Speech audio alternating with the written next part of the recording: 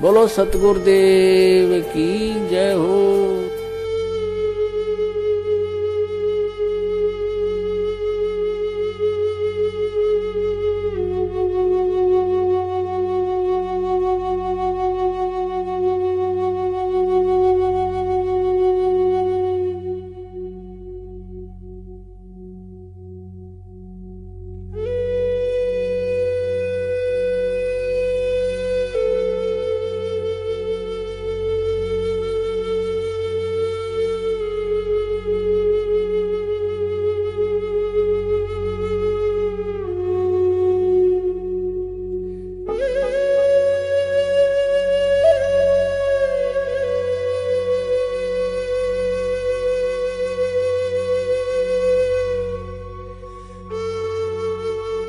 का ये पूर्ण मिशन है।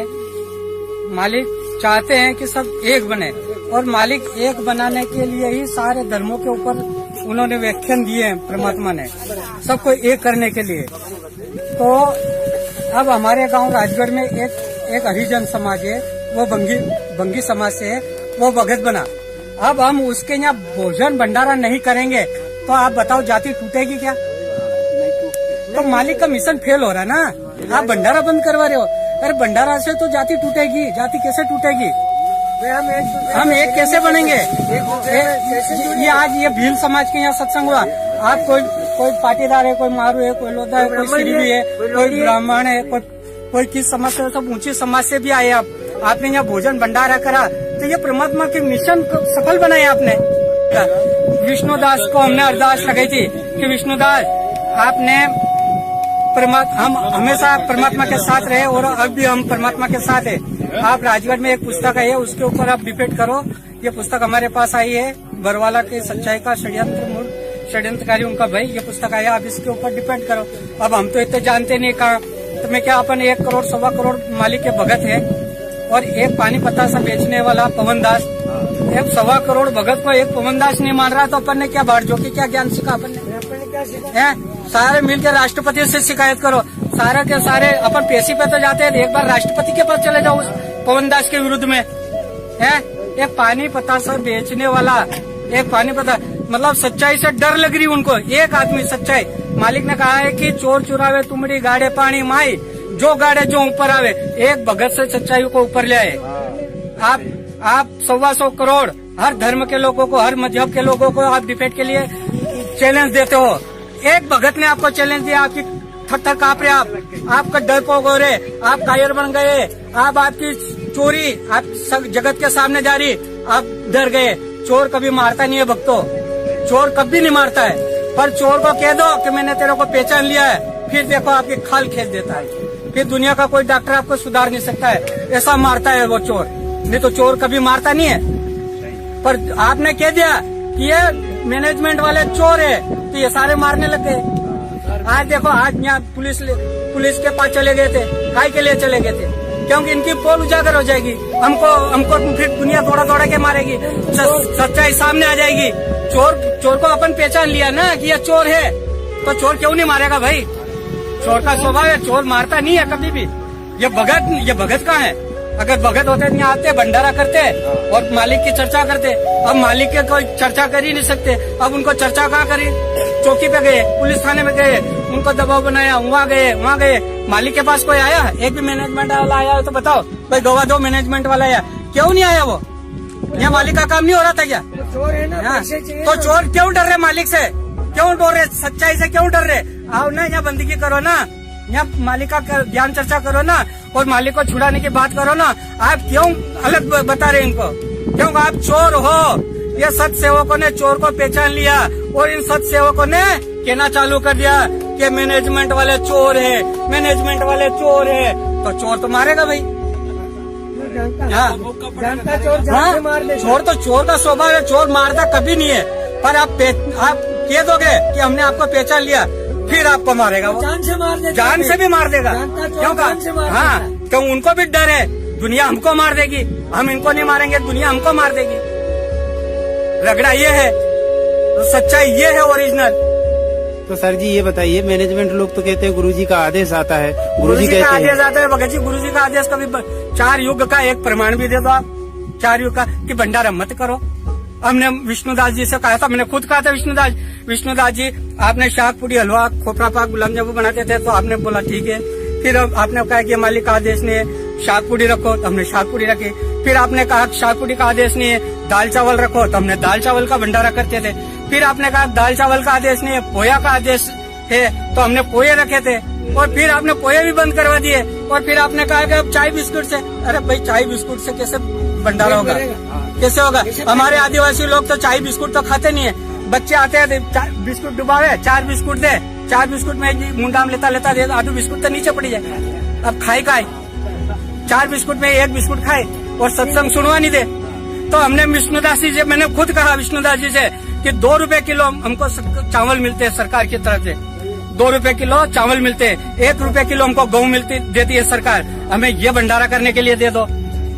हमको ये चाय बिस्कुट का मत क्यों भाई, दाब के तो खा लेंगे हम, तो बच्चे हमारे और सत्संग भी बढ़िया सुनेंगे। तो अगर 2 रुपए किलो बिस्कुट मिलते हैं तो आप ट्रकों बंद भेज दीजिए, हम उल्लंघन नहीं करेंगे। अगर 2 रुपए किलो शक्कर मिलती है आप ट्रकों बंद भेज दीजिए, हम कोई उल्लंघन नहीं करेंगे। अगर 2 रुपए किलो चाय पत्ती मिलती है आप ट्रकों बंद भेज दीजिए, हम कोई उल्लंघन नहीं करेंगे। है हम कोई उल्लंघन नहीं करें, हम कोई आज्ञा तोड़ना नहीं चाहते, लेकिन आप हमको मजबूर बनाते हैं, हमारा पेट काटते हैं और हमको गुरु जी से दूर करवा रहे हो। सर जी यहाँ सत्संग हो रहा था तो ये रोका गया यहाँ पर? यहाँ ये रोकने के लिए आए थे, मालिक का सत्संग यही रोक रहे हैं। मालिक का भंडारा, एक बेटा मालिक का भंडारा करवा रहा और एक बेटा रुकवा रहा। चोर कौन है बताओ, चोर कौन है? रुकवाने वाला चोर है, करवाने वाला चोर नहीं है। धर्मात्मा कौन है? भंडारा कराने वाला धर्मात्मा है, भंडारा रुकवाने वाला पापी है और महापापी है। और पापियों का सर्वनाश होगा, इसी धरती पे होगा और हमारे सामने होगा, जरूर होगा। क्योंकि रावण का भी अंत हुआ था, कंस का भी अंत हुआ था, दुर्योधन का भी अंत हुआ था और अब इनका भी अंत होने वाला है। इनकी लड़ाई कोई सत्सेवकों से लड़ाई नहीं है, इनकी लड़ाई कोई लूणा भगत से लड़ाई नहीं है, इनकी लड़ाई डायरेक्ट परमात्मा से लड़ाई है इनकी। और परमात्मा इनको ऐसा निपटाएगा। अब ये डर गए हैं, इनके पैर के नीचे की जमीन खिसक गई है। ये हमने क्या कर दिया है, हम ये क्या कर रहे हैं? ये मरने में भी नहीं बचेंगे। इनके बच्चों को, इनके परिवार को कोई धूप देने वाला नहीं मिलेगा। नहीं तो देख लो रावण और कंस, इनके परिवार में कोई धूप देने वाला नहीं रहा। इनकी लड़ाई कोई लूणा भगत से नहीं थी, इनकी लड़ाई किसी और से नहीं थी, इनकी लड़ाई केवल परमात्मा से थी। परमात्मा का भंडारा रुकवा रहे, परमात्मा से टक्कर ले रहे हैं। ये इतने बड़े पापी है, ये मानव समाज में इनको जीने का हक नहीं है। पूरे मानव समाज, पूरी पृथ्वी पे इनको कोई रहने का हक नहीं है। जो परमात्मा का विरोधी है वो परमात्मा के अंश के और परमात्मा के बच्चों को रोक नहीं पाएगा। परमात्मा के बच्चों को कोई भी रोक नहीं पाया आज तक। अकेला प्रहलाद ने भक्ति करी है, परमात्मा प्रकट हुए, छाती फाड़ दी नाक उसकी, इनकी भी छाती फाड़ देगा। मीराबाई ने अकेली ने भक्ति करी है, आज तो इतनी सारी संगत है। ये लूणा भगत के भाग्य है, इनके पुण्य है, तो यहाँ इतनी संगत आई है। और कहाँ से आई है? ये सब मालिक के बच्चे हैं, ये सब मालिक के बच्चे हैं और मालिक के लिए ये लड़ना चाहते हैं और मालिक के लिए मर मिटना भी चाहते हैं। पर पापी तुम्हारा क्या होगा? तुम्हारा क्या होगा पापियों? तुमने मालिक से टक्कर लिए, किसी सत्सेवक से टक्कर नहीं लिए। तुम मालिक के दुश्मन हो, महापापी हो। इस पृथ्वी पे आपको जीने का कोई अधिकार नहीं है। यह मालिक का अंश है। सत साहेब जय बंदी छोड़, बड़ा बंदी छोड़, सतगुरु रामपाल जी महाराज की।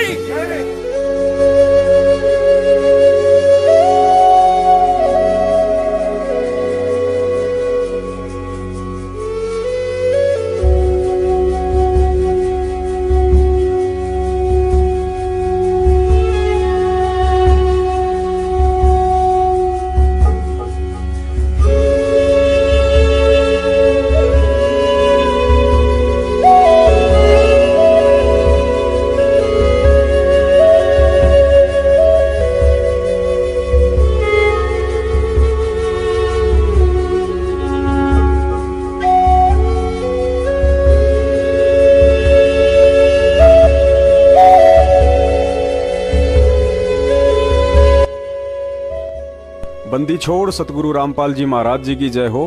परमात्मा की सभी प्यारी आत्माओं को पवनदास जयपुर वाले का सत्साहेब। पुण्यात्माओं, आज आपको एक छोटी सी कहानी सुनाते हैं। करबद्ध प्रार्थना है अंत तक ध्यान से सुनना, क्योंकि किसी भी कहानी का अंत उसकी मोरल होती है। यह कहानी आपको वह सब कुछ समझा देगी जो कि लाखों की संगत पिछले 4 साल से नहीं समझ सकी। दिल्ली शहर में एक वकील रहता था, नाम था केपी सिंह। बहुत ही दिग्गज वकील था। सफेद झूठ को काले में और काले झूठ को सफेद में परिवर्तित कर देना तो उसके बाएं हाथ का काम था। जिंदगी में वकालत से खूब पैसा कमाया और अंत में रिटायरमेंट हो गया, लेकिन उससे पहले अपने बेटे को वकील बना दिया। पिता की अच्छी जान पहचान के चलते बेटे के पास भी काफी केस आने लगे। एक दिन केपी सिंह का बेटा कोर्ट से घर आया तो हाथ में मिठाई का डब्बा था। सबसे पहले पिता केपी सिंह के हाथ में लड्डू थमाकर बोला कि पापा जी मुंह मीठा कीजिए। आज यदि आप मेरी उपलब्धि सुनेंगे तो आपको अपने बेटे पर गर्व महसूस होगा और आपका सीना चौड़ा हो जाएगा। केपी सिंह ने कहा, बेटा जरा बता तो आखिर ऐसी क्या बात है जो तू फूला ही नहीं समा रहा है। बेटा बोला, पिताजी आपको याद हो तो आपके हाथ में पिछले 40 साल से दिल्ली की मशहूर हस्ती सेठ हल्दीराम के दिवंगत पिताजी का एक मुकदमा था, जिसे आप 40 वर्षों तक नहीं निपटा पाए थे। लेकिन आज आपके बेटे ने उस केस में दिवंगत सेठ हल्दीराम के बेटे की जीत करवाकर उसे न्याय दिलवा दिया है। इतना सुनते ही केपी सिंह की आंखें गुस्से से लाल सुर्ख हो गई। बीपी का लेवल बढ़ गया। मिठाई का डब्बा टेबल से उठाकर दूर फेंक डाला। साथ ही एक जोरदार तमाचा अपने बेटे के गाल पर जड़ दिया और बोला, नालायक गधे, तुझे इतना ही नहीं पता कि जिस हल्दीराम के केस में आज तूने उसके बेटे को न्याय दिलवाकर उस फाइल का गला घोट दिया है, उस मुकदमे के पीछे तो मैंने तेरी 4 बहनों की एक से एक घरों में शादियां कर दी। तुम तीनों भाइयों के लिए शहर में अलग अलग कोठियां बना दी। तेरी माँ का अमेरिका से घुटने का ऑपरेशन करवा लाया और तुम तीनों भाइयों के बच्चों को शहर के सबसे टॉप स्कूल में पढ़ा रहा हूँ। और आज तो उसी केस की फाइल बंद करवाकर खुशी खुशी हाथ में मिठाई लेकर आया है कि पापा खुश होंगे।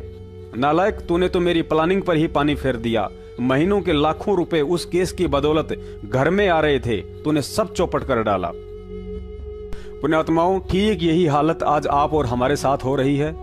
अपने मन में झूठा वहम पाल बैठे लाखों अंध भगत पिछले 4 साल से यही सोच रहे होंगे कि दिल्ली से एपी सिंह व चंडीगढ़ से एस के गर्ग नरवाना जैसे जाने माने वकील संत रामपाल जी महाराज जी को देशद्रोह व मर्डर के मुकदमों में लोअर कोर्ट से लेकर हाई कोर्ट में राहत दिलवाने की पुरजोर कोशिश कर रहे होंगे।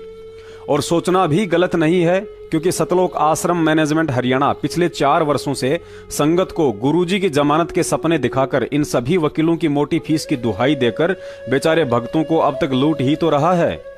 लेकिन पिछले 4 साल से इन सभी महापुरुषों के वकालत करने के तौर तरीकों को यदि गौर से देखा जाए तो यही समझ में आता है कि भरे बाजार में मदारी भी बंदर को इस कदर नहीं नचाता होगा जिस कदर इन बड़े बड़े नामधारी काले कोट वालों ने गद्दार सतलोक आश्रम मैनेजमेंट हरियाणा के मुखिया महेंद्र भगोड़े के इशारों पर चंद कागज के टुकड़ों के लिए कठपुतली बनकर संत रामपाल जी महाराज जी के मुकदमों में उल्टी पैरवी करके दुनिया में उनका मजाक बनाकर रख दिया है।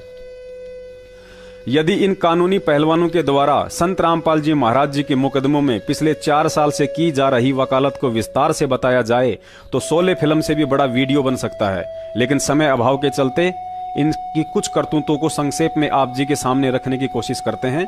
फिर भी 1 घंटे से ऊपर का वीडियो बन जाएगा। निवेदन करता हूं, धैर्य रखें और इसे अंत तक देखें।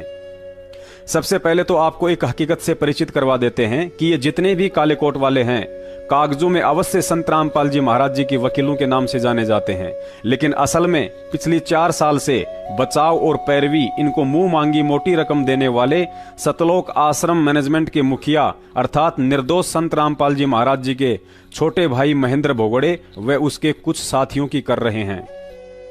4 साल से देशद्रोह के मुकदमे में भगोड़ा घोषित होने के बाद भी यदि आज तक महेंद्र कानूनी शिकंजे से बचा हुआ है तो वह मेहरबानी अंधी संगत का करोड़ों रुपया और इन वकीलों की है। बेचारे भेड़ बकरियां चराने वाले भगत तो मर्डर वाले मुकदमा नंबर 429 व 430 में गुरुजी के साथ हिसार जेल में दोहरी आजीवन की उम्र कैद सश्रम सजा काट रहे हैं और दूसरी तरफ ब्लड रिलेशन में होने व देशद्रोह वाले मुकदमे में हिट लिस्ट में होने के उपरांत भी बेटा अमित जमानत पर और बाप महेंद्र भगोड़ा बनकर संगत के दान पर ऐश लूट रहा है, तो केवल अंध संगत के पैसों व इन्हीं दिग्गज समझे जाने वाले वकीलों की मेहरबानी से। सत्सेवकों ने बार बार वीडियो डालकर इस गुरु गद्दार सतलोक आश्रम मैनेजमेंट और इनके दिग्गज वकीलों को बरवाला कांड पर तथा इनकी पैरवी के तौर तरीकों को लेकर टीवी चैनल पर डिबेट के लिए न्योता दिया था, लेकिन सामने नहीं आते हैं क्योंकि मैनेजमेंट की तरह इन्हें भी अपनी कमजोरियों का बखूबी मालूम है। चलिए कोई बात नहीं, पुरानी कहावत है कि बकरे की मां कब तक खैर मनाएगी। आखिरकार संत रामपाल जी महाराज जी के मुकदमों में आज इन वकीलों का सफेद झूठ सबके सामने रखने का समय आ ही गया है। जब संत रामपाल जी महाराज जी के निमंत्रण पर कोई भी धर्मगुरु ज्ञान आधार से आध्यात्मिक ज्ञान चर्चा के लिए सामने आने की हिम्मत नहीं कर पाया, तो महाराज जी ने उनके प्रवचन व इंटरव्यू को आधार बनाकर समाज में उनके पाखंड की पोल खोलनी शुरू की। ठीक उसी पैटर्न पर आज सतलोक आश्रम मैनेजमेंट के कानूनी अंगरक्षक सुप्रीम कोर्ट के वकील एपी सिंह व गिरीश दास दिल्ली से, जो कि वकील भी है और भगत भी है, कुछ महीने पहले हरियाणा न्यूज चैनल पर इन दोनों वकीलों, हरियाणा सरकार के प्रतिनिधि त्रिवेंद्र सैनी व दिल्ली से किसी शिवपाल नाम के भगत की डिबेट दिखाई जा रही थी। उस डिबेट में सरकारी प्रतिनिधि त्रिवेंद्र सैनी की बरवाला कांड को लेकर कमजोर जानकारी के चलते इन दोनों वकीलों ने उस 1 घंटे 14 मिनट की डिबेट में जमकर झूठ के चौके छक्के लगाए थे। लेकिन शायद ये दोनों पहलवान भूल गए थे कि परिवर्तन इतिहास का अटल नियम है और उसी डिबेट पर कभी तुम्हारी झूठ के भी चौके छक्के लग सकते हैं। इस पहले वीडियो में सुनिए इन दोनों वकीलों की सीरियल वाइज झूठ और उआबाई। इस वीडियो में गिरीश दास ने सरकारी प्रतिनिधि त्रिवेंद्र सैनी को यह बात कहकर दबा डाला कि जब सरकारी डॉक्टर्स के पैनल ने संत रामपाल जी महाराज जी को 19 नवंबर 2014 तक कंप्लीट बेड रेस्ट की सलाह दी थी, तो प्रशासन ने उन सरकारी वकीलों के मेडिकल सर्टिफिकेट को ना मानते हुए क्यों एक दिन पहले ही अर्थात 18 नवंबर के दिन ही संत रामपाल जी महाराज जी को गिरफ्तार करने के लिए सतलोक आश्रम पर अटैक कर डाला। उसके बाद जनाब एपी सिंह ने भी यही आरोप लगाया कि संत रामपाल जी महाराज जी आश्रम में ही थे, वे कोई चाइना या नेपाल के बॉर्डर से भाग तो नहीं रहे थे, वे कोई आतंकवादी तो नहीं थे। फिर ऐसी क्या वजह थी कि प्रशासन ने 19 तारीख के बजाय 18 तारीख के दिन ही आश्रम पर अटैक कर दिया? एक और दिन क्यों इंतजार नहीं किया?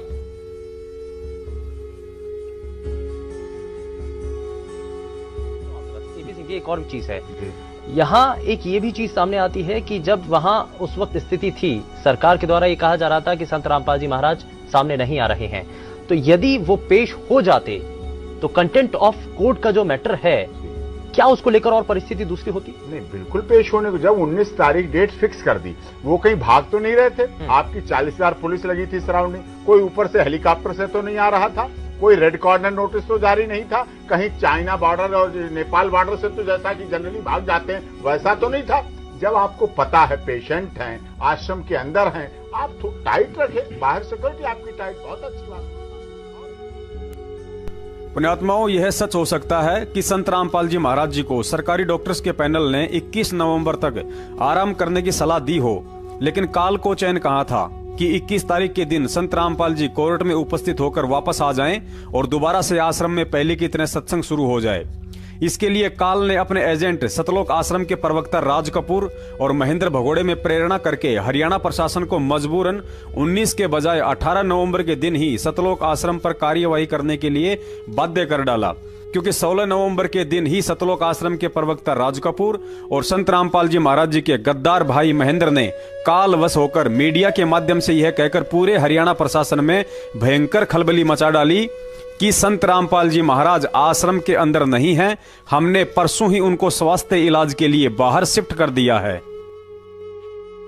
सतलोक आश्रम ने एक नया दावा करके सबको चौंका दिया है कि संत रामपाल इस वक्त सतलोक आश्रम बरवाला के अंदर मौजूद ही नहीं है। हमारे साथ सतलोक आश्रम के प्रवक्ता राज कपूर हैं। कपूर साहब, कहाँ गए संत रामपाल? सर, हमें उन्हें अच्छे इलाज के लिए, क्योंकि यहाँ पे डॉक्टर और दवाइयाँ नहीं आने दी जा रही प्रशासन की तरफ से और बिजली पानी काट दिया है, तो उनको अच्छी मेडिकल की जरूरत थी, तो हमने उनको शिफ्ट कर दिया। कब किया गया उन्हें यहाँ से शिफ्ट और कहाँ किया गया? सर देखिए, ये तो मैं नहीं बता पाऊंगा कि कहाँ किया गया है, लेकिन कल रात को हमने शिफ्ट किया है। लेकिन पुलिस का दावा है कि कड़े सुरक्षा प्रबंध किए गए हैं, आसपास पूरे नाकाबंदी की हुई है, हर एक रास्ते को सील किया गया आश्रम से आने और जाने वाले रास्तों को। तो ऐसे में इतने कड़े प्रबंधों के बीच कैसे संत रामपाल को यहाँ से शिफ्ट कर दिया गया? देखिए सर, पुलिस आने वाले को रोक रही है, आने वालों को रोक रही है, जाने वालों को नहीं रोक रही। नहीं, लेकिन जिसके लिए ये पूरे इंतजाम किए गए हैं, पूरी नाकाबंदी की गई है संत रामपाल की गिरफ्तारी के लिए, तो तो क्या संत रामपाल को तो बाहर जाने नहीं देगी इतनी आसानी से पुलिस? तो वो तो प्रशासन बताएगा सर, इस बारे में क्या जवाब दे सकता हूँ, वो तो उनका काम है। लेकिन एकदम सुबह तक आपका बयान कुछ और था, एकदम से आप पलटे हैं कि संत रामपाल आश्रम में नहीं है। सुबह तक आपका कहना था कि वो वही है, यही है। नहीं, मैंने ये नहीं कहा सुबह तक यही है। हमने ये कहा था कि वो कोर्ट जाएंगे और कोर्ट जाने में असमर्थ थे और इलाज की जरूरत थी, इसलिए हमने उनको शिफ्ट करना उचित समझा और हमने शिफ्ट कर दिया। अभी 21 नवंबर नेक्स्ट हियरिंग है, तो क्या उस 21 नवंबर को हाईकोर्ट के सामने पेश होंगे संत रामपाल? देखिए, मैं तो पहले से कहता आया हूँ कि यदि वो स्वस्थ होंगे तो जरूर पेश होंगे। ये थे सतलोक आश्रम के प्रवक्ता राज कपूर। इन्होंने दावा कर दिया है कि संत रामपाल आश्रम के अंदर मौजूद नहीं है, उन्हें किसी हॉस्पिटल में शिफ्ट कर दिया गया है, लेकिन कब, कैसे और कहां, इसका किसी भी सवाल का जवाब नहीं है। और इतनी कड़ी नाकाबंदी के बावजूद आखिर संत रामपाल कैसे इस आश्रम से बाहर ले जाएंगे, इसका जवाब शायद पुलिस प्रशासन के पास होगा। हमारे साथ संत रामपाल जी के भाई महेंद्र दास भी मौजूद है, इनसे जानेंगे। महेंद्र दास जी, अचानक से हालात काफी बिगड़ते नजर आ रहे हैं, तो ऐसे तो काफी नुकसान होने की आशंका है। ऐसा हम तो शांतिपूर्ण तरीके से बैठे हैं, अपने आश्रम के अंदर हैं और ये बल प्रयोग करना चाहते हैं, हमें नाजायज तंग कर रहे हैं। लेकिन आश्रम के लोग भी जैसे टकराव की स्थिति में नजर आ रहे हैं, तो क्या कोई बीच का रास्ता नहीं निकल सकता? बीच का तो ये है कि माननीय न्यायाधीश को चाहिए कि अपने विचार करे। हमको डकैत नहीं है, इतना बड़ा ये केस नहीं है, एक कोर्ट की अवमानना केस उन्होंने खुद बनाया, खुद सुन रहे हैं, इसमें न्याय की उम्मीद है। लेकिन जिस तरह से पुलिस कह रही है या तो गिरफ्तारी करनी पड़ेगी क्योंकि हाईकोर्ट के आदेश हैं, तो क्या संत रामपाल आत्मसमर्पण कर सकते हैं? अब वो यहाँ है ही नहीं, स्वास्थ्य इलाज करवा रहे हैं, बाहर गए, बाहर शिफ्ट कर दिया हमने परसों। एक सबसे बड़ा सवाल यही है कि आपका कहना है कि संत रामपाल आश्रम के अंदर मौजूद नहीं है। अगर संत रामपाल आश्रम के अंदर मौजूद नहीं है तो क्यों फिर पुलिस को रोका जा रहा है? पुलिस अगर जाकर के चेक करती है संत रामपाल नहीं होंगे तो पुलिस वापस चली जाएगी। क्योंकि यहाँ कल एसडीएम ने और डीसी ने बताया, एसडीएम आदेश पड़ रहा था कि हमने इसको सील कर लिया है, नाजायज तरीके सील करने के आदेश दिए, अपने आश्रम को नहीं छोड़े, आश्रम की सुरक्षा के लिए बैठे हैं अब। ठीक है, ओके। तो ये थे महेंद्र दास, संत रामपाल के भाई हैं, और जो आश्रम के प्रवक्ता राज कपूर ने हमसे बात की, इनका कहना है कि आश्रम के लोग किसी भी हाल में पीछे नहीं हटेंगे। यानी कि अगर पुलिस आगे जाएगी तो इनका कहना है कि यह लोग अपनी जान तक देने के लिए तैयार हैं। यानी कि सीधा सीधा कह सकते हैं कि टकराव की स्थिति यहाँ पर पैदा हो चुकी है। अब देखना होगा कि ऐसे हालातों में आखिर इस मामले का निपटारा कैसे होगा, कैसे हाईकोर्ट के आदेश का पालन होगा और कैसे हो पाएगी संत रामपाल की गिरफ्तारी।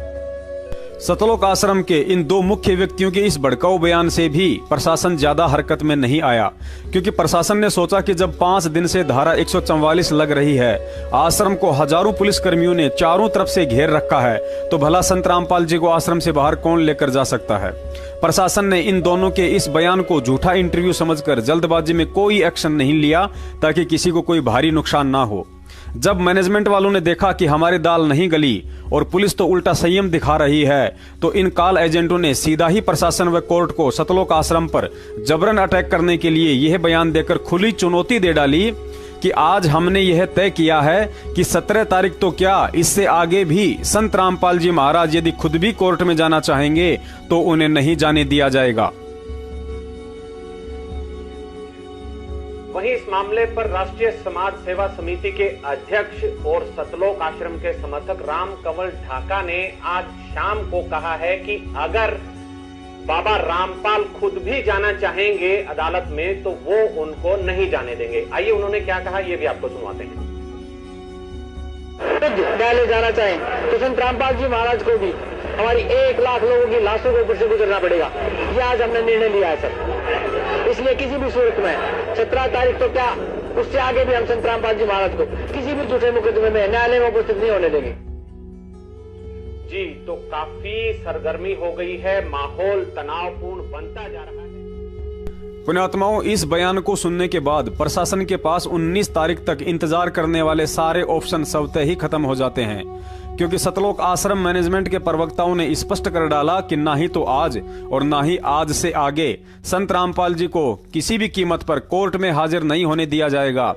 तो फिर प्रशासन क्या मूर्ख है जो 40,000 पुलिस फोर्स को लेकर सर्दियों में 19 तारीख तक का इंतजार करेगा, क्योंकि मैनेजमेंट के बयान के अनुसार तो 21 नवंबर को भी आश्रम की तरफ से यही ठेंगा दिखाया जाना था। अतः अब इन दोनों वकीलों की मोटी बुद्धि में यह बात घुस जानी चाहिए कि यही वो मुख्य कारण था जिसकी वजह से हरियाणा प्रशासन को ना चाहते हुए भी 19 नवंबर के बजाय 18 नवंबर के दिन ही सतलोक आश्रम बरवाला पर कानूनी कार्रवाई करनी पड़ी थी। लेकिन आज तक इन्होंने कोर्ट में जाकर गुरुजी के पक्ष में यह पॉइंट नहीं रखा, क्योंकि इस पॉइंट से गुरुजी निर्दोष और मैनेजमेंट दोषी साबित होता है। और यदि मैनेजमेंट ही जेल चला गया तो फिर इन वकीलों की जेब कौन भरेगा। फिर भी इन वकीलों को कोई शंका हो या समझ में नहीं आया हो तो वीडियो के अंत में दास के नंबर मिल जाएंगे, कॉल करके पूछ सकते हैं। इन्हें संतुष्ट करने के लिए दास के पास और भी कई बड़े बड़े सबूत हैं। पुण्यात्माओं, अब आगे आप जो वीडियो देखेंगे उसमें त्रिवेंद्र सैनी जी ने कहा कि संत रामपाल जी पर कोर्ट की अवमानना का मामला था, लेकिन उन्होंने कोर्ट में हाजिर होने के बजाय उस मेडिकल सर्टिफिकेट की आड़ में कोर्ट जाने से बचने के लिए बच्चों व महिलाओं का जमावड़ा अर्थात ढाल बनाना शुरू कर दिया। साथ ही हथियारों का जखीरा भी जमा करना शुरू कर डाला। त्रिवेंद्र सैनी जी की इस बात के जवाब में इन दोनों वकीलों ने तुरंत ही सफेद झूठ बोल डाला कि ना ही तो आश्रम के बाहर बच्चों व महिलाओं को ढाल बनाया गया था और ना ही आश्रम में हथियारों का जखीरा मिला था। क्या संत रामपाल की एक मिनट क्या संत रामपाल की गिरफ्तारी में 950 लोगों का रोल था? 950 लोगों को अरेस्ट किया। आप सुनने की क्षमता रखें। आप बोलिए। आपने सवाल किए हैं तो जवाब सुनने की क्षमता रखें। ठीक है। देखिए 5 महिलाएं और एक बच्चे की मौत हुई जी। आप देख रहे हैं कि भाई वहां पे जो आपने वीडियो देखा है, मैं ये कहना चाह रहा हूं कि वहां पे जो महिलाएं थी वो संत रामपाल जी के सामने जो है ना एक दीवार बन के खड़ी हो गई थी, जिनको हटा पाना बहुत मुश्किल हो गया था। और जो भीड़ और जो हथियार वहां पे जो लोगों ने जमा कर रखे थे उस मेडिकल एड के साइड में, मतलब जो एक संत रामपाल जी एक मिनट मुझे नहीं आप मेरी बात अधूरी रह जाएगी सर, आप मेरी बात अधूरी रह जाएगी। आप सुन लीजिए पहले, थोड़ा सुन लेते हैं। जो वहां पे मेडिकल का जो टाइम दिया गया, संत रामपाल जी ने कहा भाई हम 19 नवंबर को जो है पेश हो जाएंगे, लेकिन 15, 16, 17 को वहां पे क्या हुआ, वहां पे उनके अनुयायियों ने वहां पे जमावड़ा लगाना शुरू कर दिया और वहां पे हथियारों का जखीरा जोड़ना शुरू कर दिया। और वहां पे जो महिलाओं की जो संख्या थी जो उनके अनुयायी है, निश्चित तौर पर हम आप ऐसा कोई हथियारों का जखीरा आश्रम से नहीं मिला है। ठीक है, जरा जवाब ले लेते हैं गिरिजी से। ठीक है त्रिवेंद्र जी, आपका जो सवाल है वो जरा जवाब ले लेते हैं गिरिजी से। गिरिजी बताना चाहूंगा, गिरिजी यहाँ ये सवाल उठ रहा है कि हम आपकी बात नहीं काट रहे हैं, आप हमारी बात मत काटिए। आपको बोलने का पूरा अधिकार दिया गया, हमें भी तो सरकार का पक्ष रखना। हमारी सरकार निर्दोष है, रामपाल अनुयायियों के विरोधी नहीं है। झूठे आरोप लगाकर आप अपना पक्ष मत रखिए, आप बिल्कुल पक्ष रखिए, सच्चाई के साथ रखिए। एक मिनट, जो हथियारों का जखीरे की बात कही जा रही है, मैं इनको बता दूं, कोई ऐसा हथियारों का जखीरा आश्रम में नहीं था। वहाँ पे हथियार बरामद नहीं किए, मेरी बात सुनिए, जो भी हथियार थे वो कोई भी गैर लाइसेंसी हथियार नहीं था। परिवार सहित आते थे लोग, परिवार सहित आते थे, परिवार के साथ जो महिलाओं को आगे करके जिस तरह क्या गोलियां नहीं चलाई आस्था है उसको संत रामपाल जी महाराज में जो 5 महिलाएं मरी उसका जिम्मेवार कौन है? रामपाल हो गए, जिससे कि आपने अभी जो क्वेश्चन करा है कि वहां महिलाओं को ढाल बनाया गया था, ऐसा कुछ नहीं है, क्योंकि संत रामपाल जी महाराज इसमें बाइज्जत बरी हो चुके हैं। वहां पर किसी भी महिला को, किसी भी बच्चे को कोई ढाल नहीं बनाया गया था। और रही बात हथियारों के जखीरे की, वहां पर ऐसा कोई भी, आप पुलिस रिपोर्ट देखिए ना, पुलिस रिकवरी रिपोर्ट देखिए कि कौन सा हथियारों का जखीरा। लगता है सतलोक आश्रम मैनेजमेंट के तरफ से इस झूठे प्रवक्ता गिरीश दास ने अभी नई वकालत शुरू की है। इसे वकील होकर अभी ढंग से झूठ बोलना भी नहीं आता है, क्योंकि उसके लिए भी टैलेंट की जरूरत होती है। कहते हैं ना कि नकल में भी अकल की जरूरत होती है। अरे भाई, वर्षों से एपी सिंह के साथ रह रहे हो, कम से कम इतना हुनर तो सीख लिया होता कि शब्दों के माध्यम से कव्य को कैसे बगुला सिद्ध किया जाता है। त्रिवेंद्र जी ने बिल्कुल सत्य कहा कि मेडिकल की आड़ में आश्रम के बाहर बच्चों व महिलाओं को ढाल बनाया गया था, क्योंकि मैं पवन दास उस घटना के समय वहां मौजूद था और इन बच्चों व महिलाओं को ढाल बनता देख उस समय पूरी दुनिया ने भी मीडिया के माध्यम से आंखों से देखा था। फिर भी तुम लोगों को इस डिबेट में झूठ बोलते हुए जरा भी शर्म नहीं आई। गिरीश भैया, लाखों भक्तों की भीड़ अंधी और मूर्ख हो सकती है जो आपकी इस उवाबाई पर यकीन कर ले, लेकिन दुनिया इतनी मूर्ख नहीं है। देखिए इस वीडियो में जो उस समय मीडिया वाले भी बार बार यही सवाल कर रहे थे कि मामला संत रामपाल जी महाराज व कोर्ट के बीच में है, फिर इन बच्चों व महिलाओं को क्यों ढाल बनाया जा रहा है। और इन नालायकों ने तो वहां भी सफेद झूठ बोल दिया कि बच्चों व महिलाओं को यहां हमने नहीं बैठाया, ये अपनी मर्जी से बैठे हैं। जबकि तुम गद्दारों ने तो इस दास की आंखों के सामने उन बच्चों व महिलाओं को जबरन संत रामपाल जी महाराज जी के झूठे आदेश बता कर 2 शिफ्टों में हाथों में तख्तियां देकर बैठाया करते थे, ताकि अंत में प्रशासन आश्रम पर अटैक करने के लिए मजबूर हो जाए और संत जी को जेल। को इसके बीच में लाने का क्या संदर्भ? बच्चे महिलाएं हम नहीं लेके आए, बच्चे महिलाएं आप भी बीमार, आप हटा भी तो नहीं रहे उनको? किसको? बच्चे और महिलाओं को? नहीं हम हटा रहे हैं, लेकिन वो जिद कर रहे हैं। अब उनकी जिद के आगे हम क्या करें? वो भी संत रामपाल जी महाराज के अनुयायी। रही बात आश्रम के अंदर हथियारों का जखीरा जमा करने की, तो यह बात भी बिल्कुल सत्य है। संत रामपाल जी महाराज जी को बंधक बनाकर इन सतलोक आश्रम के गुंडों ने बाहर से सैकड़ों की संख्या में कैंसीट और भारी मात्रा में डंडे और पथराव के लिए आश्रम की छत पर पत्थरों का इंतजाम कर रखा था। इसके अलावा सतलोक आश्रम मैनेजमेंट के द्वारा बाहर से भी कुछ हथियारबंद गुंडे बुलवाए गए थे, जिन्हें भगत बनाकर पुलिस प्रशासन के आगे उनके हाथों में जलती हुई मसाले, डंडे व पेट्रोल बम देकर खड़ा कर दिया गया था, क्योंकि महेंद्र सहित इन सभी गुंडों का यही मकसद था कि हर हाल में संत रामपाल जी की बदनामी और उन्हें जेल करवानी है। देखिए उन किराए के गुंडों का उत्पात और आश्रम के अंदर से जब्त लाठी डंडे। सतलोक आश्रम सरकार के लिए चुनौती बन चुका। रामपाल अब सलाखों के पीछे है, लेकिन अब भी पुलिस को उसके आश्रम से आपत्तिजनक सामान बरामद हो रहे हैं। सतलोक आश्रम में फिर से असले मिले हैं, साथ ही बुलेट प्रूफ जैकेट भी बरामद किया गया है। पुलिस वालों को हैरानी तब हुई जब इस आश्रम में हजारों की संख्या में लाठियां बरामद की गई।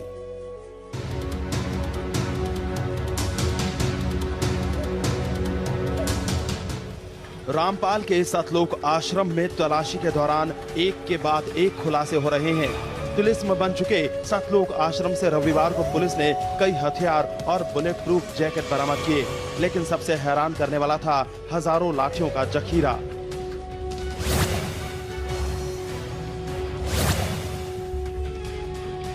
इन लाठियों को देखकर आप भी हैरान हो जाएंगे। आश्रम से एक नहीं, दो नहीं, बल्कि हजारों की तादाद में लाठियां पुलिस को मिली हैं। देखिए कैसे पूरी की पूरी ट्रॉली भर गई। पुलिस के इस सर्च ऑपरेशन के दौरान रामपाल के भक्त पुलिस के सामने डटे हुए थे।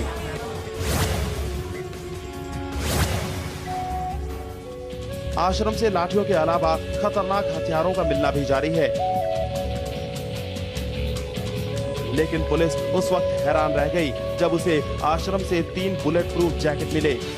पुलिस फिलहाल आशंका जता रही है कि आश्रम से अभी कई और हथियार बरामद हो सकते हैं। आश्रम की सर्च जारी है, बहुत बड़ा एरिया है।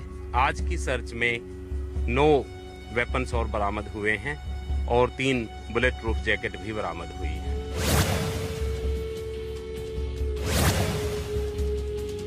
रामपाल पुलिस रिमांड में है। पूछताछ में कुछ खास जानकारी नहीं मिलती देख पुलिस रामपाल को लेकर सतलोक आश्रम पहुंची और उसकी मौजूदगी में आश्रम की तिजोरियां खोली गई, जिनमें से अभी तक महज 3,41,000 रुपए बरामद हुए हैं। हालांकि अभी कई तिजोरियां खुलनी बाकी हैं।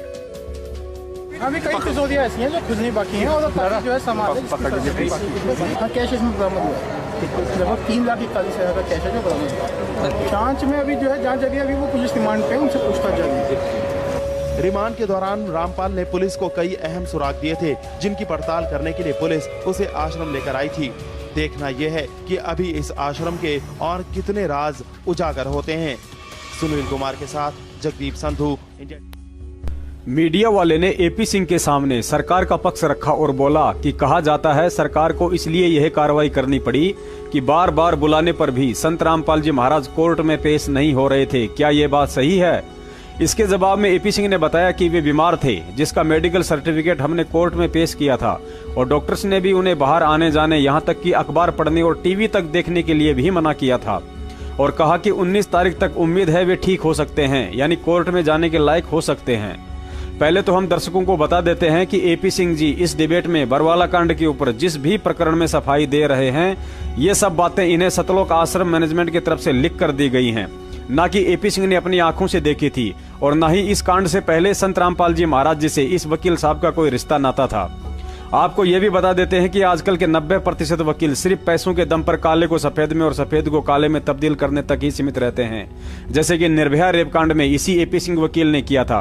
पूरी दुनिया जानती है कि निर्भया से ज्यादा कसूर उन 4 लड़कों का था जिन्होंने उसके साथ बलात्कार करके उसके गुप्तांग में रोड डालकर बेरहमी से मारा था, लेकिन फिर भी मात्र पैसों के दम पर एपी सिंह ने उन दरिंदों का वकील बनकर इंसाफ का गला घोटने की पुरजोर कोशिश की और उस समय देश का हर नागरिक एपी सिंह से घृणा कर रहा था।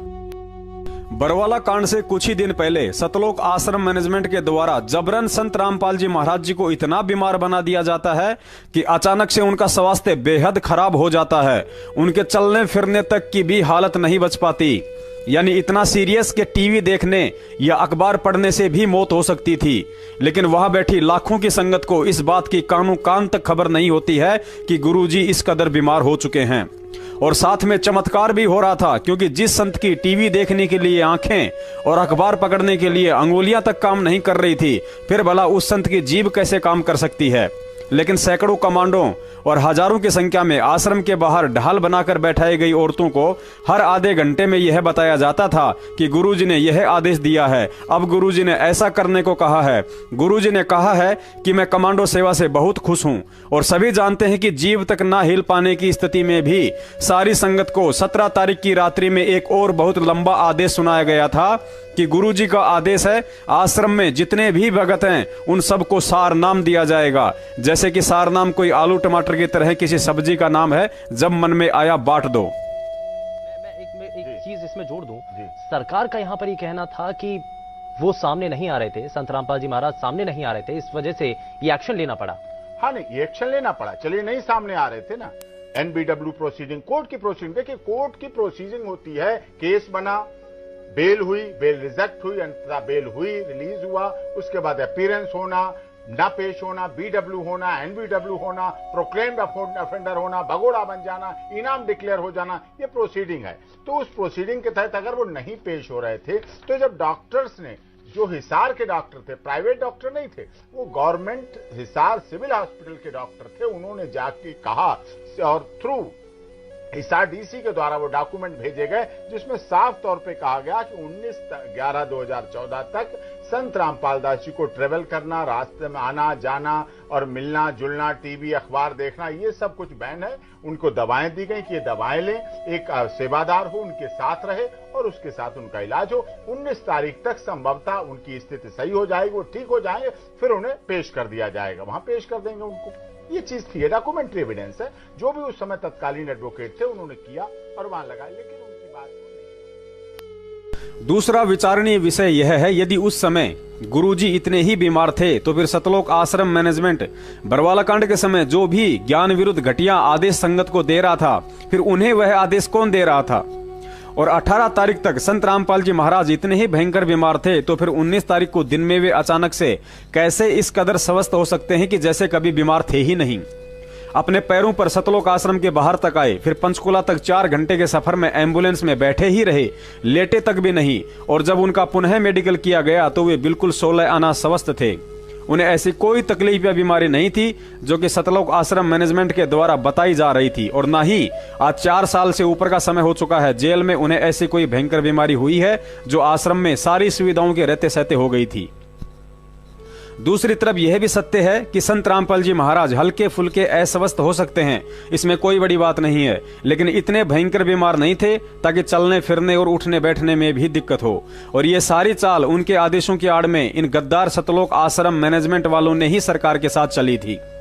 मैनेजमेंट वालों ने तो सरकार के साथ जो चाल चली, इसके अलावा संत जी को दुनिया में बदनाम करने का कार्य भी किया, ताकि वर्षों से उनका तत्व ज्ञान सुन रहे लोगों को सोचने पर मजबूर होना पड़े कि जो संत अपने सत मंत्रों, भक्ति व आशीर्वाद मात्र से दुनिया की कैंसर और एड्स जैसी लाइलाज बीमारियां बिना मेडिसिन के ठीक कर सकता है, तो स्वयं इतना भयंकर बीमार कैसे हो गया कि उठने बैठने तक की भी हालत नहीं रही।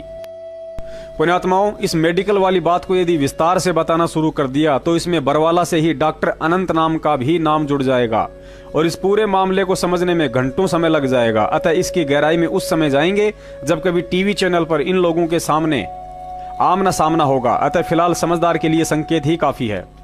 पुण्यात्माओं, इन लोगों ने 2008 से लेकर 2014 तक पिछले 6 वर्षों से संत रामपाल जी महाराज जी को कोर्ट में पेश नहीं होने दिया और इसी तरह के नकली मेडिकल लगाते रहे तथा 2014 तक इन गद्दारों ने गुरुजी को अपने जैसा आम मानव समझते हुए अपनी मनमानियां करते हुए उनसे 42 बार कोर्ट की अवमानना करवाई। और यदि 1-2 बार रोहतक या हिसार कोर्ट में जाने भी दिया तो लाखों की संगत को पीठ पीछे उन्हीं के फर्जी आदेश बताकर ढाल बनाते रहे और सरकार पर दबाव बनाने के लिए कुछ युवा भक्तों को भ्रमित करके उन्हीं के आदेश बताकर अपनी ब्लैक कमांडो नाम से एक प्राइवेट आर्मी भी तैयार कर ली। कोर्ट ने 6 साल तक संत रामपाल जी महाराज जी की पीठ पीछे उनके भाई महेंद्र द्वारा उन्हीं के आदेश बताकर किए जा रहे इस नाटक को देखा और सहन भी किया, लेकिन जब पानी सर के ऊपर से गुजर गया तो अंत में कोर्ट ने यह कड़ा रुख अपनाने का फैसला किया। और यदि कोर्ट को किसी माध्यम से इस कुचक्कर का पता भी चल जाता कि यह सारा घटनाक्रम निर्दोष संत रामपाल जी महाराज जी की आड़ व आदेशों का सहारा लेकर सतलोक आश्रम मैनेजमेंट और राष्ट्रीय समाज सेवा समिति कर रही है, तो भी कोर्ट के आदेश से लॉ एंड ऑर्डर की स्थिति को मेंटेन रखने के लिए प्रशासन यही कदम उठाता जो उसने 18 नवंबर 2014 के समय उठाया था। आपको इसका एक और प्रमाण देते हैं कि संत रामपाल जी महाराज का कोर्ट में उपस्थित ना हो पाने का मुख्य कारण यदि कोई भयंकर बीमारी ही होती तो उस समय उनका वकील एस के गर्ग नरवाना यह बात क्यों बोलता कि मेरी खुद महाराज जी से बात हुई है और उन्होंने कहा है कि मैं तो बीमार होने के बावजूद भी कोर्ट में पेश होना चाहता था, लेकिन मुझे आश्रम में बंधक बना रखा था। और जब मीडिया वाले ने बंधक बनाने वालों के नाम आदि जानना चाहा तो इस एस के गर्ग नरवाना वकील साहब ने सतलोक आश्रम मैनेजमेंट वालों से मिल रहे पैसों का कर्ज अदा करते हुए उनका बचाव करते हुए RSSS यानी राष्ट्रीय समाज सेवा समिति के गुंडों का नाम सार्वजनिक ना करते हुए सरेआम काला कोट पहनकर सफेद झूठ बोल दिया कि कुछ असामाजिक तत्वों ने बंधक बना रखा था। फार्मर्स हैं, ये हथियार कैसे रख सकते हैं? पर बहुत बड़ा जखीरा हथियारों का बरामद हुआ है आश्रम के अंदर। नहीं, ऐसा कुछ नहीं है, ऐसी कोई रिपोर्ट नहीं है। एडवोकेट जनरल ने कोर्ट में बताया है कि अभी हम सर्च कर रहे हैं और उसके बाद वो रिपोर्ट देंगे। आप ऐसा प्रिज्यूम क्यों कर रहे हो कि वहाँ पे हथियार है? ये जब से ये झगड़ा चल रहा था, जब से कंटेम्प्ट हुई, कोर्ट ने नोटिस दिया, तब से उनकी कस्टडी में थे। लेकिन प्ली ये ली जा रही थी कि मेडिकल सर्टिफिकेट नहीं, बीमार हैं। बीमार तो स्टेट ने खुद मेडिकल सर्टिफिकेट गुरुजी का पेश किया था कि ये बीमार है। नहीं, उन्होंने नहीं पेश किया, ये सिर्फ स्टेट ने पेश किया था। आप कह रहे हैं कि इस पूरे जो वाकया हुआ है उसके लिए राज्य सरकार जिम्मेदार है? नो, इस सारे वाकये के लिए जो भी हुआ वो लोग जिम्मेवार हैं जिन्होंने इनको बंधक बना के रखा।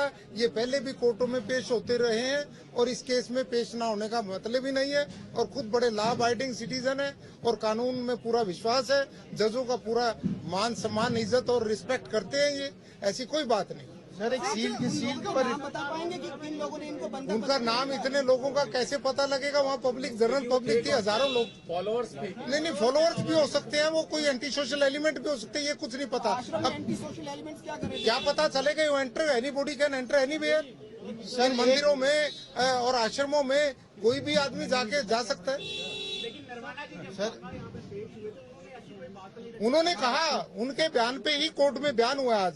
आज उनके जो एडवोकेट हैं उन्होंने बाबा जी से बात करके कोर्ट में बयान दिया है और कोर्ट ने वो बात रिकॉर्ड की है वकील के बयान। जो आश्रम से बाहर आए हैं समर्थक, उनका आरोप है कि बाबा ने उन्हें जो है अंदर। किसी समर्थक का कोई आरोप नहीं है, बिल्कुल गलत है ये तो यदि समर्थकों ने कहा है, उन्होंने कहा है वहाँ हम आराम से बैठे थे। बाबा तो अकेला आदमी 15,000 लोगों को बंधक बना सकता है, ये बताइए आप। ये बताया आपको ये कि वो बंधक बने हुए थे इसलिए पेश नहीं हो पाए, वरना बीमार भी थे तो एम्बुलेंस में आ सकते थे, परंतु बंधक होने की वजह से नहीं है, बीमार तो थे वो। कहीं आपको पता नहीं है, हमने कही है ये सब बातें। ये कहने का तो ओकेजन था ही नहीं बंधक है, क्योंकि हमें बंधक का पता ही नहीं, हम कोई आश्रम थोड़ी जाते हैं। हमें तो जो इन्फॉर्मेशन आई वो बताया। अब बंधक की तो आज नहीं, अभी तो यहाँ पंचकूला बता रहे थे, कोर्ट में उन्होंने पंचकूला, उसके बाद रोहतक जाएंगे, रोहतक जेल में ले।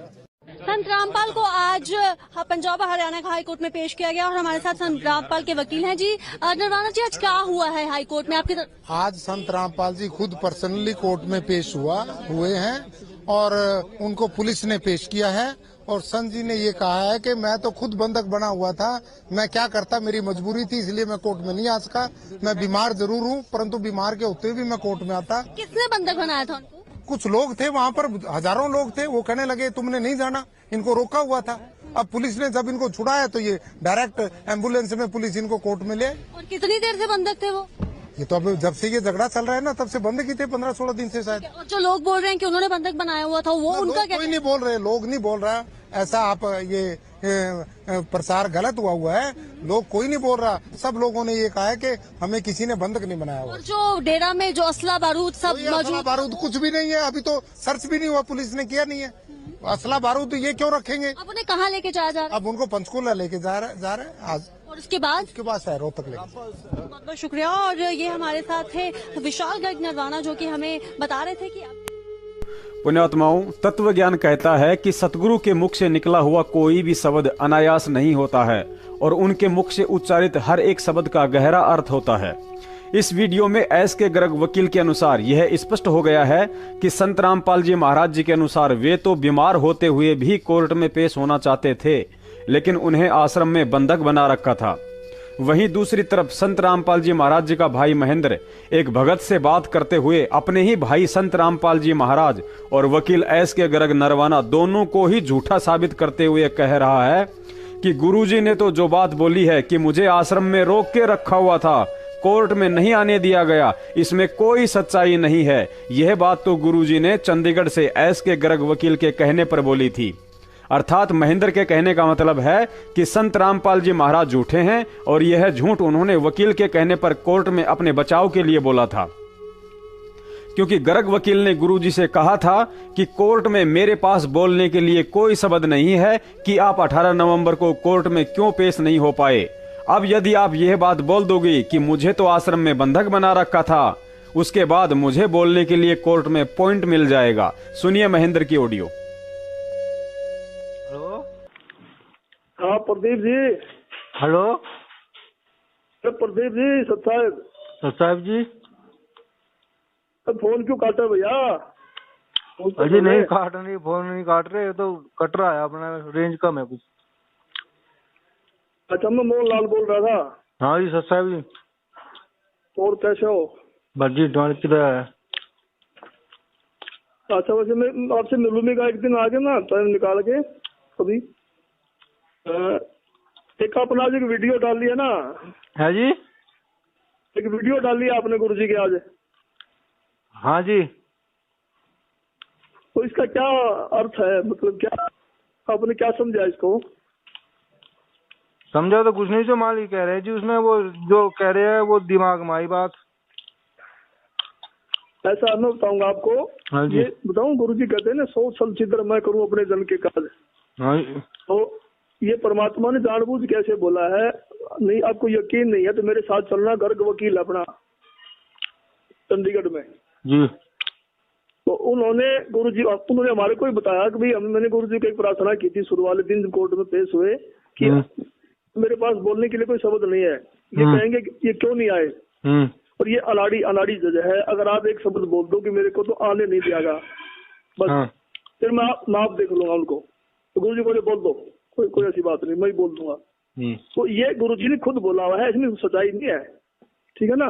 तो आपको तुरंत पता करना है तो वकील से मिला दूंगा, गुरुजी आएंगे, गुरुजी के सामने कर दूंगा आपको, ठीक है? अच्छा जी। हाँ, तो इनसे भ्रमित ना हो बेटा। पुण्यात्माओं, अब आपको यहाँ सिद्ध करते हैं कि इस महेंद्र भगोड़े से झूठा इंसान इस दुनिया में कोई नहीं है।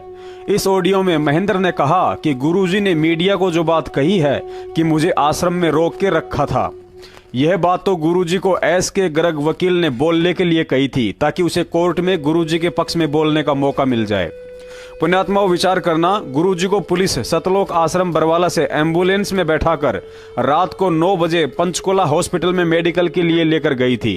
12 बजे एम्बुलेंस पंचकुला हॉस्पिटल पहुंची और उसके 1 घंटे बाद गुरुजी जैसे ही हॉस्पिटल से पुलिस के साथ नीचे आ रहे थे तो उसी समय मीडिया वालों ने गुरुजी से यह सवाल किया था और गुरुजी ने कहा था कि राष्ट्रीय समाज सेवा समिति मेरी नहीं है और मुझे भी रोक कर रखा हुआ था। Self-proclaimed Godman Rampal, who is just been taken from the Panchkula Civil Hospital for interrogation and will be produced before the court at 2 o'clock, has just spoken to reporters saying he hasn't used followers as a shield.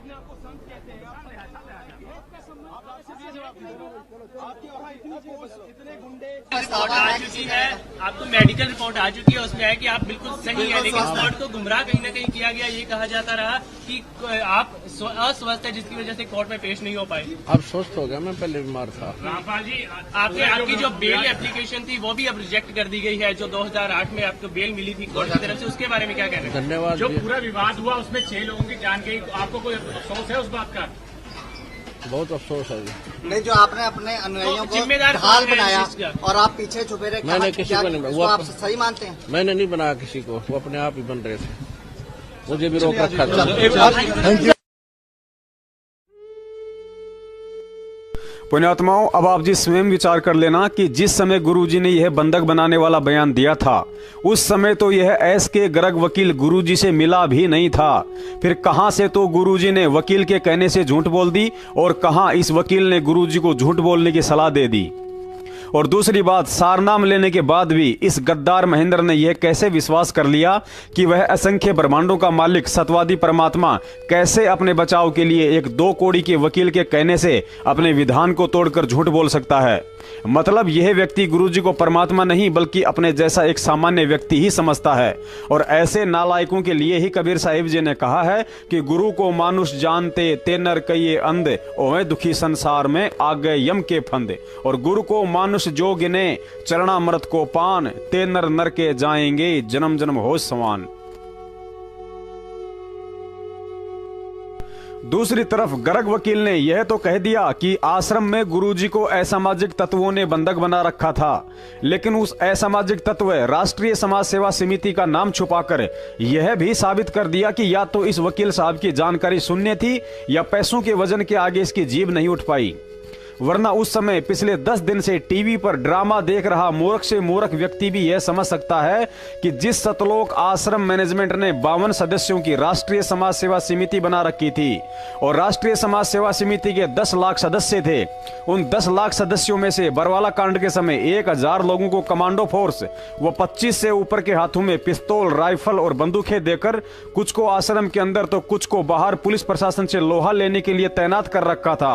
और जब 40,000 हथियारबंद police प्रशासन के सतलोक आश्रम के अंदर 4 दिन से घुसने की हिम्मत नहीं हो पाई, तो फिर दुनिया में ऐसा कौन सा असामाजिक तत्व आ गया जो जबरन सतलोक आश्रम में घुसकर संत रामपाल जी महाराज जी को बंधक बना सकता है? वकील साहब, ऐसे कच्चे और झूठे बयान देकर आप स्वयं अपनी तौहीन करवा रहे हैं। ऐसी झूठी और मन गढ़ंत कहानियां केवल हिंदी फिल्मों में अच्छी लगती हैं, असल जिंदगी में नहीं। पुण्यात्माओं, पिछले 4 साल से सतलोक आश्रम मैनेजमेंट और इन वकीलों के द्वारा यह सारा खेल अंधी संगत के करोड़ों दान के रुपयों पर खेला जा रहा है। अतः जितने कर्म संगत के बिगड़ रहे हैं, शायद इन वकीलों के भी नहीं। आज तक इन वकीलों ने कोर्ट में गुरुजी के पक्ष में यह बात क्यों नहीं रखी कि संत रामपाल जी महाराज जी तो बीमारी की हालत में भी कोर्ट में पेश होना चाहते थे, लेकिन उन्हीं के भाई के गुंडों ने उनको आश्रम में बंधक बना रखा था। आज तक इन वकीलों ने कोर्ट में गुरुजी के पक्ष में यह बात क्यों नहीं रखी कि सतलोक आश्रम के बाहर जो 5 मौतें हुई हैं, उनके जिम्मेदार संत रामपाल जी महाराज नहीं बल्कि राष्ट्रीय समाज सेवा समिति और सतलोक आश्रम मैनेजमेंट है। आज तक इन वकीलों ने कोर्ट में गुरुजी के पक्ष में यह बात क्यों नहीं रखी कि संत रामपाल जी महाराज जी निर्दोष हैं और जो उनके गद्दार भाई सहित काफी लोग भगोड़े बनकर छुपते फिर रहे हैं। यदि कोर्ट निष्पक्ष फैसला करना चाहती है तो उन सभी भगोड़ों को भी पकड़कर कोर्ट में पेश करे ताकि सच्चाई सबके सामने आ सके। आज तक इन वकीलों ने कोर्ट में गुरुजी के पक्ष में यह बात क्यों नहीं रखी कि जिस राष्ट्रीय समाज सेवा समिति के कारण यह सारा कांड हुआ है, उस समिति के अध्यक्ष रामकुमार ढाका को जमानत और संत रामपाल जी महाराज जी को उम्र कैद क्यों? आज तक इन वकीलों ने कोर्ट में गुरुजी के पक्ष में यह बात क्यों नहीं रखी कि जिस संत रामपाल जी महाराज जी ने अपने बयानों में बरवाला कांड का मुख्य दोषी बलजीत लहरी, राज कपूर, राजेंद्र भटगांव व रामकुमार ढाका को बताया है, तो फिर उन्हें जेल में ठोकने के बजाय जमानत पर क्यों छोड़ दिया गया? आज तक इन वकीलों ने कोर्ट में गुरुजी के पक्ष में यह बात क्यों नहीं रखी कि बरवाला कांड में हुई 6 मौतों के मुख्य जिम्मेदार महेंद्र भगोड़े व उसके बेटे अमित का उस केस में नाम तक नहीं और बेचारे भेड़ बकरियां चराने वालों को उम्र कैद की सजा सुना दी? क्योंकि इन वकीलों के द्वारा यदि गुरुजी के पक्ष में कोर्ट के सामने ये सारी बातें रखी जाती तो कोर्ट न्याय करते हुए संत रामपाल जी महाराज जी को बाइज्जत बरी और महेंद्र सहित सभी भगोड़ों को सलाखों के पीछे डाल देती। फिर ऐसे में इन वकीलों के घर कैसे चलते, कैसे भोली संगत को दान के नाम पर लूटने वाला प्लान सफल हो पाता, फिर कैसे महेंद्र भगोड़े का डिजिटल गुरु बनने का सपना पूरा हो पाता, फिर कैसे संगत इन गधों को दान देकर अपने कर्म फोड़ पाती, फिर कैसे गुरुजी के परिवार वाले और कुछ चमचे अपने कुकर्मों व घटिया स्वभाव को भगत समाज के सामने दिखा पाते, फिर कैसे ये बड़े बड़े सारनामी गुंडे अपने आप को गधा साबित कर पाते। पुण्यात्माओं, अब इस वीडियो के अंत में आपको सतलोक आश्रम मैनेजमेंट हरियाणा और उनके वकीलों की एक ऐसी दोगली नीति से रूबरू करवाया जाएगा जिसको आंखों से देखने के बाद तत्वज्ञानी भक्तों की तो मैं कह नहीं सकता, लेकिन मूर्ख से मूर्ख व्यक्ति भी इस दोगले आचरण को देखकर यह समझ सकता है कि संत रामपाल जी महाराज जी को कानूनी दावपेचों में फंसाने का काम कोर्ट या प्रशासन नहीं बल्कि सतलोक आश्रम मैनेजमेंट हरियाणा के इशारे पर यही दिग्गज समझे जाने वाले वकील कर रहे हैं। दास, अभी आपको बरवाला कांड के दौरान जिन 5 महिला भक्तों व एक बच्चे की मौत हुई थी उनकी मौत के मुख्य कारण को सतलोक आश्रम मैनेजमेंट उनके वकीलों व मरने वालों के परिवार वालों के मुख से ही सुनाने जा रहा है। आप जी इसे ध्यान से सुनिए। यह वीडियो दिल्ली के बदरपुर से मीठापुर के रहने वाले शिवपाल दास का है, जिसकी पत्नी की मौत बरवाला कांड में हुई थी। शिवपाल ने इस वीडियो में अपना बयान देकर स्पष्ट कर दिया है कि उसकी पत्नी की मौत का मुख्य कारण एक्सपायर्ड आंसू गैस के गोलों से निकली जहरीली धुआं थी, जिसके चलते दम घुटने से उसकी पत्नी की मौत हुई थी। सर, मेरा नाम शिवपाल है और मैं मीठापुर बदरपुर नई दिल्ली का निवासी हूँ। मैं संत रामपाल जी महाराज जी से मैंने 2012 में उपदेश लिया था पूरे परिवार से। तो मैं वहाँ आश्रम में 2012 मैंने उपदेश लिया। उपदेश लेने के बाद मैं आराम से वहाँ हर महीने में 2 बार वहाँ सत्संग होता है 3-3 दिन का। तो मैं हर महीने वहाँ पे जब समय निकाल के सत्संग सुनने जाने लगा। तो मैं 2014 में भी ऐसे ही सत्संग सुनने गया था। 7 तारीख को मैं आश्रम गया था, 8 से 11 सत्संग था। तो वहाँ आश्रम पहुँचा 7 तारीख को शाम को। तो मैं वहाँ पे जब खाना वाना भंडारा खा के और उसके बाद जब आपस में भक्तों से बातचीत की तो वहाँ पता लगा कि गुरुजी का स्वास्थ्य ठीक नहीं है। 8 तारीख को सुबह में पता लगा कि वो गुरुजी का स्वास्थ्य सही नहीं है, इसलिए सत्संग सीडी द्वारा हुआ था। तो वहाँ पे जब 3 दिन तक सत्संग सुना, 8 से 11 सत्संग सुना, सीडी द्वारा हुआ, तो गुरुजी के फिर तबीयत सही नहीं हुई। तो और भक्तों से इधर उधर पता चला, सेवादारों से, कि अभी गुरुजी का स्वास्थ्य सही नहीं है, इसलिए वो सही नहीं है तो सत्संग करेंगे नहीं। तो मैंने सोचा कि अब नहीं करेंगे तो देखते हैं गुरुजी के स्वास्थ्य होने की इंतजार करते रहे कि इंतजार कर लूं तो दर्शनार्थ से ही रुक जाऊं। फिर मैंने कहा गुरुजी का यहाँ तक आए हैं तो गुरुजी के दर्शन करके ही जाना चाहिए। गुरुजी के दर्शनार्थ रुक गया। गुरुजी के दर्शनों के लिए जब 14 तारीख तक गुरुजी के स्वास्थ्य होने की नई खबर मिली कि नहीं स्वस्थ अभी नहीं हुए हैं, तो 14 तारीख को मैं वहाँ से आश्रम से निकलने लगा कि भाई अब अपने घर चलें, गुरुजी स्वास्थ्य अभी नहीं हो सकते हैं और डेट भी कोई फिक्स नहीं है कि कब तक सही होंगे। तो फिर हम निकलने के लिए हमने जब कोशिश करी तो आश्रम को चारों तरफ से पता चला कि पुलिस ने चारों तरफ से घेर रखा है और पता नहीं इनके ऊपर क्या, मुझे तो कुछ पता नहीं था भाई कि इनके ऊपर क्या केस है, क्या इल्जाम है, क्या है, कुछ नहीं, मुझे तो कुछ पता नहीं था। अपने छोटे परिवार के साथ में वहाँ था ही। अब जब वहाँ पे पता लगा कि गुरुजी की गाड़ियाँ भी सब खींच रखी हैं और इधर उधर कोई बाहर निकलने का साधन भी नहीं है, और जो लोग कुछ लोग निकले भी तो उनको कुछ लोगों के जानने वालों के इधर उधर से आश्रम में ऐसी बातें चीतें हो रही थी कि वो पुलिस वाले बिठाते हैं कहीं के लिए, छोड़ते हैं कहीं। तो पुलिस वाले, हमने देखा कि पुलिस वाले को फोन आ रहे थे, वो पुलिस वाले मारपीट भी कर रहे हैं, इधर उधर छोड़ रहे हैं, इधर बता रहे हैं कि बस जाएगी, बरवाला जा रही है, कहीं। तो उस डर से भी नहीं निकले कि भैया अब मैं कैसे निकलूँ, कहाँ जाऊँ कहाँ नहीं जाऊँ, इससे बढ़िया अपने यहीं रुके रहो।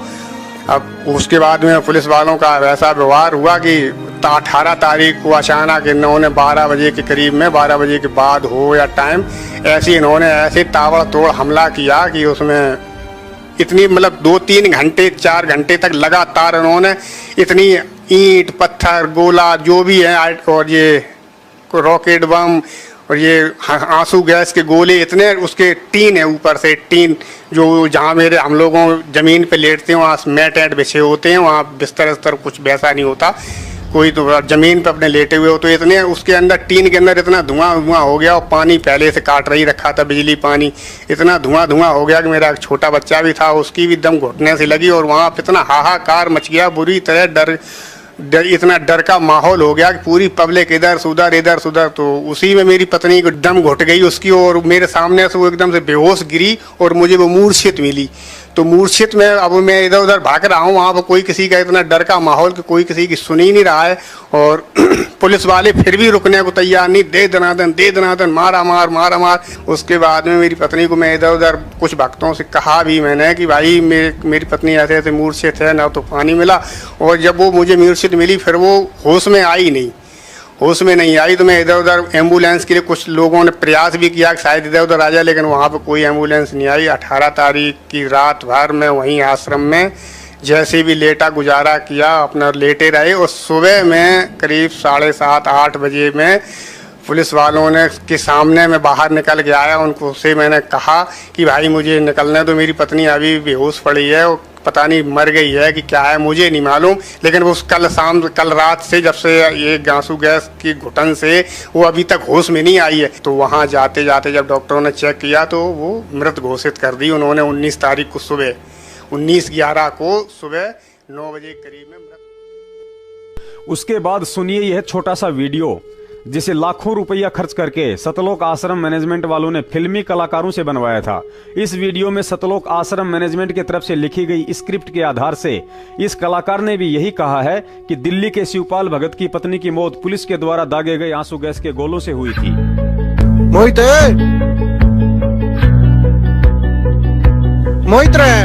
अरे मोनू ताऊ राम बेटे राम चलो भाई रेस मारने आ जाओ भाई, पहले बैठ एक बार, थारे गुरु की बात चल रही है। अच्छा ताऊ, और ताऊ ठीक हो? बेटा माफ करिए, थारे गुरु के बारे में हमने गलत सलत बोला, वो तो बिल्कुल निर्दोष हैं, सच्चाई का तो ही बेरा पटिया है। वो तो क्या मैंने ताऊ, पहले मैं भी संत रामपाल जी ने बुरा माना करता, जब मेरी चौंध टूट गई आज आपकी टूट गई, और एक दिन तो ताऊ ये सारी दुनिया की टूटेगी। अच्छा रे, अच्छा तुमने क्या लगा बेटा, 302 वाले केस में थारे गुरुजी बरी हो जाएंगे? ताऊ हमने संविधान पे पूरा भरोसा है, इन सारे केसा का फैसला हमारे हक में आना है, और ये सारे केस झूठे ला रखे हैं, हमारे गुरुजी बाइज्जत बरी आने हैं। अच्छा तो बेटा थोड़ी सी खोल के बता बात ने। ताऊ पहली बात तो यह, एक घटना पे 2 FIR नहीं कट सकती, और उनने हमारे पे 2 FIR 429 और 430 दोनों काट दी। अक डबल सजाओ अम्बे यार मोनू न्यू क्यों कर भाई। 429 तय अपना एक दिल्ली का भगत भाई है शिवपाल, उसके नाम तो काटी है, और भाई पुलिस ने उड़े कोहराम मचाया है, आंसू गैस के गोले, लाठी चार्ज, रॉकेट बम, और ताऊ लगातार जाटे में 4 घंटे पानी की बारिश करी है, जिससे 5 औरत और एक 1.5 साल के बच्चे की मौत होगी। ताऊ उनमें एक शिवपाल की औरत थी जो मरी थी। उसके बाद इस वीडियो में जब त्रिवेंद्र सैनी ने हकीकत बताई कि उन 5 महिलाओं व बच्चे की मौत का मुख्य कारण भगदड़ थी, तो वही पास में बैठे सुप्रीम कोर्ट के वकील AP सिंह व गिरीश दास ने यह कहकर कि भगदड़ भी तो पुलिस के कारण ही हुई थी, स्वीकार कर लिया कि उन सब की मौत का कारण पुलिस प्रशासन ही था, चाहे भगदड़ हो या आंसू गैस के गोले। और आप उन पर लाठी चलाएंगे जिन महिलाओं पर जो CBI जांच की मांग कर रहे थे। क्या अपने केस में CBI की जांच की मांग कौन करता है? AP सिंह जी, आपके CBI की जांच आप देखिए, वहां के मेरी बात सुनिए, देखिए CBI जांच की मांग कर रहे थे। पोस्टमार्टम रिपोर्ट है, हाँ बिल्कुल पोस्टमार्टम जो 5 महिलाएं और एक बच्ची मरी उनकी पोस्टमार्टम रिपोर्ट है, बिल्कुल आपके पास नहीं है अभी। बिल्कुल मैं आपको बताता हूँ, उनकी मृत्यु का कारण जो थी वो भगदड़ के कारण हुई, भगदड़ में दबने के कारण महिलाओं की मौत हुई। किसने क्रिएट की भगदड़? जब भगदड़ बैठे थे अंदर से फायरिंग जिसने क्रिएट की, अंदर से फायरिंग की, पता ही नहीं है, बाहर पुलिस खड़ी हुई, अंदर से फायरिंग स्टार्ट की गई। लेकिन एक चीज है त्रिवेंद्र जी, ठीक है त्रिवेंद्र जी, एक चीज तो है इसके गोले। और सारी संगत जानती है कि पिछले 4 साल से सतलोक आश्रम मैनेजमेंट और उनके वकील भी संगत को या प्रेस कॉन्फ्रेंस के माध्यम से देश दुनिया को यही संदेशा दे रहे थे कि उन 6 भक्तों की मौत की वजह पुलिस के आंसू गैस के गोले थे। इसके बाद जब 2018 में कोर्ट ने उन 5 मौतों का जिम्मेदार पुलिस के आंसू गैस के गोलों को ना बताकर इन सब का जिम्मेदार निर्दोष संत रामपाल जी महाराज जी सहित 14 भक्तों को ठहराया, तो उसके बाद एकाएक सतलोक आश्रम मैनेजमेंट हरियाणा और इनके वकील पिछले 4 साल से तोते की तरह रट्टा लगा रहे अपने उस बयान से पलट जाते हैं और सरकारी वकील के माध्यम से हाई कोर्ट में रिट लगाते हुए यह झूठ कहकर गुरुजी का पक्ष रखा जाता है कि उन 6 भक्तों की मौत का मुख्य कारण उनकी बीमारी थी, अर्थात उन सभी भक्तों की मृत्यु बीमारी के कारण हुई थी।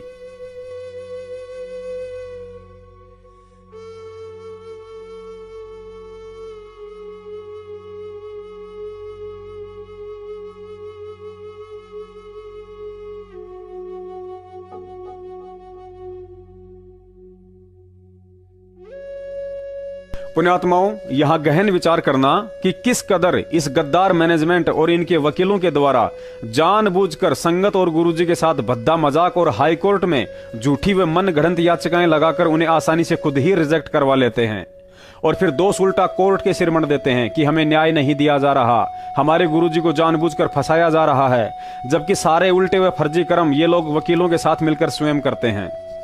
विचार कीजिए, जब आप पिछले 4 साल से पुलिस पर केस करवाकर उन मौतों का जिम्मेदार हरियाणा प्रशासन व आंसू गैस के गोलों को बता रहे हैं और आज अचानक खुद ही अपने बयान से पलटकर उसी कोर्ट में याचिका दायर करके कह रहे हो कि उनकी मौत तो बीमारी के कारण हुई थी।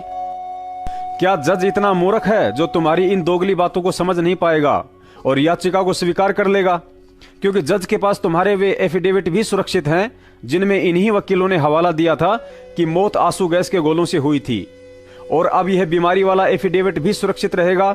और जब कोर्ट कहेगा कि तुमने सरकारी वकील के माध्यम से बीमारी से मरने की रिट तो लगा दी, लेकिन उन 6 लोगों की सरकारी मेडिकल रिपोर्ट भी पेश करो जो यह साबित कर सके कि वास्तव में उनकी मौत बीमारी से हुई है। अब एक कहावत है कि नंगा नहाएगा क्या और निचोड़ेगा क्या, क्योंकि सरकारी हॉस्पिटल की मेडिकल रिपोर्ट सरकार ने पहले ही कोर्ट में पेश कर दी थी जिसमें उनकी मौत का कारण भगदड़ बताया गया था। अब सतलोक आश्रम मैनेजमेंट के वकीलों के पास कोर्ट में पेश करने के लिए बीमारी की मेडिकल रिपोर्ट नहीं बल्कि संजय दिल्ली वाले की तरह शंख और घंटा ही बचेगा, जिसे मिलकर जज के सामने बजाते रहो। और यह भी सबको पता है कि जज अपना फैसला गवाह और सबूतों के आधार पर सुनाता है, ना कि शंख और घंटों की आवाज सुनकर। उम्मीद करता हूं संगत को इन षड्यंत्रकारियों का सारा खेल समझ में आ गया होगा कि कैसे इन गद्दारों के द्वारा संगत से मजाक और गुरुजी के साथ घटिया राजनीति खेली जा रही है। अगर वास्तव में संगत को गुरु चाहिए तो इन सब पहलुओं पर गहन विचार करके ज्ञान आधार पर चलते हुए इस गद्दार सतलोक आश्रम मैनेजमेंट को तन मन धन से छोड़ना होगा और उस समर्थ की समर्थता पर यकीन करते हुए सत भक्ति मार्ग पर अडिग होकर चलना होगा। उस समय परमात्मा अपने बच्चों को सत्य असत्य की परख करके सतमार्ग पर चलता हुआ देखकर वैसी ही दया कर सकते हैं जैसे कि 2008 में की थी, यानी कि बिना किसी वकील, मैनेजमेंट और सत्सेवकों के पल में जेल से बाहर आ जाना। क्योंकि परमात्मा कहते हैं, कहे कबीर सुनो भाई साधो, मैं तो हूं विश्वास में, और सत्सेवकों को 100% ही नहीं बल्कि 1000% पूर्ण विश्वास है। चाहे अज्ञानता में लोग कुछ भी समझें, लेकिन संत रामपाल जी महाराज जी से ऊपर वर्तमान के 21 ब्रह्मांडों में अन्य कोई समर्थ शक्ति नहीं है। वे आएंगे, अवश्य आएंगे, और जब ठीक का वक्त आएगा तो छप्पर फाड़ कर आएंगे, वरना इस दुनिया से भक्ति और भगवान का नाम ही समाप्त हो जाएगा, जो कि संभव नहीं है। सत साहिब।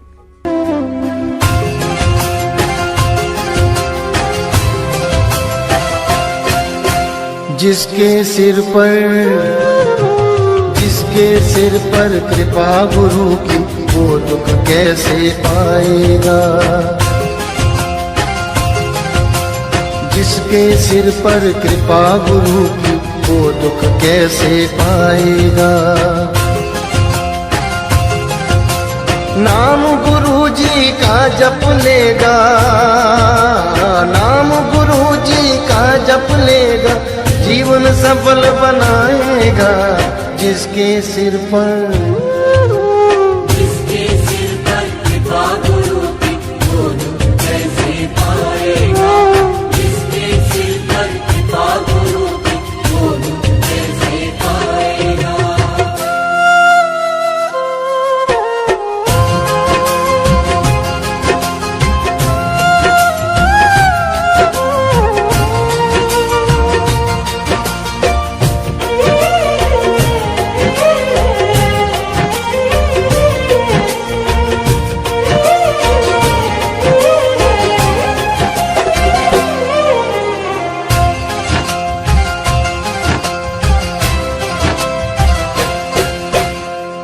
आप सवारे आप सजाए, तेरे जीवन के सारे कष्ट मिटाए। आप सवारे आप सजाए, तेरे जीवन के सारे कष्ट मिटाए। बोलो सतगुरु की